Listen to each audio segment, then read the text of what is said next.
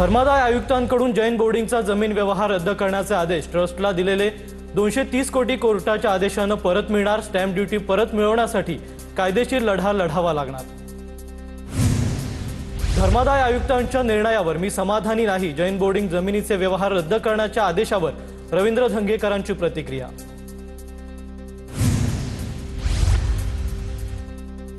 धर्मादाय आयुक्तांना काही नियम आहेत की नाही, वाटेल तेव्हा बाजूने निर्णय द्यायचा आणि चूक झाल्याचं मान्य करत पुन्हा निर्णय रद्द करणार का? धर्मादाय आयुक्तांकडे संशयाची सुई जाते। रवींद्र धंगेकरांकडून शंका उपस्थित। जैन बोर्डिंग प्रकरणात रवींद्र धंगेकरांची पोलिसात तक्रार दाखल। जैन समाजाने दाखल केलेल्या तक्रारींव्यतिरिक्त इतर गोष्टी समाविष्ट केल्या। जैन बोर्डिंग विक्री व्यवहार प्रकरणातील दोषींवर कारवाई करण्याची मागणी।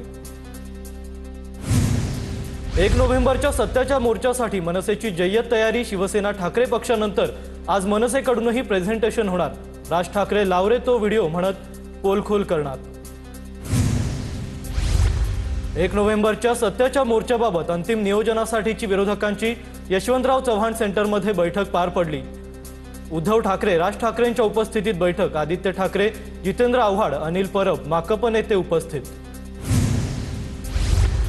लोकांना सत्य कळावं यासाठी 1 नोव्हेंबरला मुंबईत सत्याचा मोर्चा काढणार। फॅशन स्ट्रीट ते बीएमसी कार्यालयापर्यंत दुपारी 1 ते 4 दरम्यान मोर्चा। ठाकरेंच्या शिवसेनेचे नेते अनिल परब यांची माहिती। पुण्यात मविया आणि मनसेच्या मोर्चाची तयारी सुरू। पुणे शहरातून मोठ्या संख्येने कार्यकर्ते मुंबईला जाणार।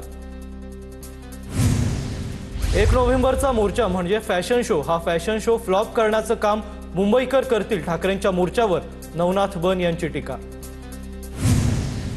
नवनाथ बन पेड प्रवक्ते आहेत। कार्यकर्ते असते तर वेगळी गोष्ट आहे, पेड लोकांवर काय बोलणार? नवनाथ बन यांच्या टीकेला संदीप देशपांडेंचं उत्तर। गुणरत्न सदावर्ते पोलीस उपायुक्तांची भेट घेणार। 1 नोव्हेंबर रोजी होणाऱ्या विरोधकांच्या मोर्चाला विरोध करण्यासाठी भेट घेणार, तर भेटीत मोर्चा थांबवण्याची तक्रार करणार असल्याचीही माहिती। बच्चू कडू शेतकरी नेत्यांसह मुंबईत दाखल। आंदोलन न थांबवता बच्चू कडू मुंबईत। संध्याकाळी 7 वाजता शेतकरी कर्जमाफीवर मुख्यमंत्र्यांसोबत बैठक। बैठकीत कोणता निर्णय होतो याकडे सर्व महाराष्ट्रातील शेतकऱ्यांचं लक्ष। बच्चू कडूंचा रेल रोको आंदोलन रद्द करण्याचा निर्णय। बच्चू कडूंच्या वकिलांनी युक्तिवादादरम्यान हायकोर्टाला कळवलं। नागपूर खंडपीठाकडून बच्चू कडूंच्या वकिलांनी घेतलेल्या भूमिकेचं स्वागत। न्यायालयात जनहित याचिकेसंदर्भात सुनावणी।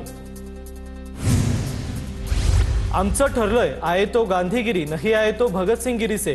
तुम्हाला कोणीही उडवू शकतो।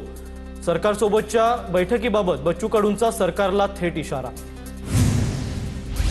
आंदोलनाच्या शेवटच्या टप्प्यात पाऊस आला म्हणून वरचा देव पावला, तसा आता खालचा देव पावतो का हे 7 वाजता कळेल। फडणवीसांसोबतच्या बैठकीवरून बच्चू कडूंचं वक्तव्य।